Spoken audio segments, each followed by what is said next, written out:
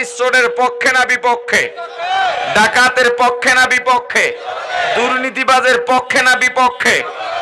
চোরাকারবারির পক্ষে না বিপক্ষে? মাদকের পক্ষে না বিপক্ষে? পুঁজিবাদী কুফরি গণতন্ত্রের পক্ষে না বিপক্ষে? এখন কোরআন সুন্নাহ দিয়ে কথা বললে এদের পক্ষে হবে না বিপক্ষে হবে?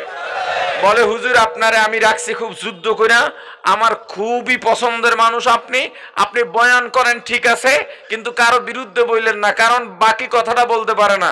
বিরুদ্ধে মানে আপনি সুদের বিরুদ্ধে কইেন না, কারণ আমি সুদ খোর। হ্যাঁ, সব মসজিদ কমিটি ধরা খাবে শুধু এই শর্তের জন্য কিয়ামতের ময়দানে। ইমামের হাত পা বেঁধে দাও, ইমাম যাতে সত্য কথা না বলতে পারে। আমার রাসূল বলেছেন আল হালালু বাইয়িন ওয়াল হারামু বাইয়িন ওয়া বাইনাহুমাল মুস্তাবিহাত। হালাল স্পষ্ট, হারাম কথা কয় না। হালাল স্পষ্ট, হারাম স্পষ্ট, এর মাঝে সন্দেহযুক্ত যত জিনিস আছে হতে পারে, ঘটে যেতে পারে, এর থেকে বেঁচে থাকো।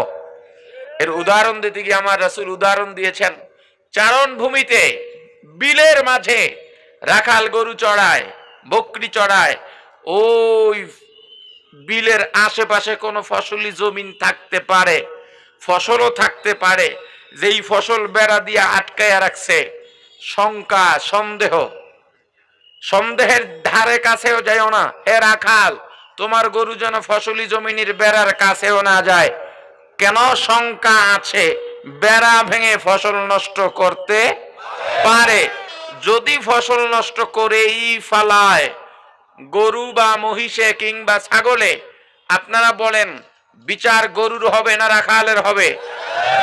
খতিব সাহেবরা চাকরি দীর্ঘস্থায়ী করেন, চাকরি যেন না যায়, এজন্য আপনি সঠিক কথাটা বললেন না, ঘুরাইয়া পেঁচাইয়া বলছেন। যেই ঘুরানিতে মানুষ বোঝে না, সঠিক কথাটা ওইভাবে ঘুরাইয়া বলা জায়েজ আছে, ওইভাবে ঘুরাইয়া বলা হিকমত। যেভাবে ঘুরাইয়া বললে সরাসরি বললেও বুঝতো, ঘুরাইয়া বললেও বোঝে। সরাসরি বললে রাগ হইতো, ঘুরাইয়া বললে সহ্য করতে পারে, এমন হিকমত জায়েজ আছে। এমন ঘুরানি ঘুরাইছো, নিজে কি কইছো নিজেও বোঝো নাই, পাবলিক যারা শুনছে এরাও বুঝে নাই। কে আছে না নাই? এখন যদি মসজিদের ইমাম খতিব এই সমাজের সর্বোচ্চ পর্যায়ের নেতা হলেন তারা,